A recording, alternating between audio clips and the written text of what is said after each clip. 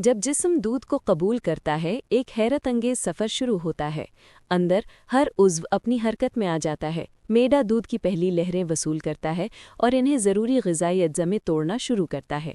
आंतों में मौजूद बारीक नन्हे रेशे यानी विलाई इन ग़िज़ाई अज्जा को जज़्ब करके चमकती हुई तवानाई को खून की नालियों में भेज देते हैं।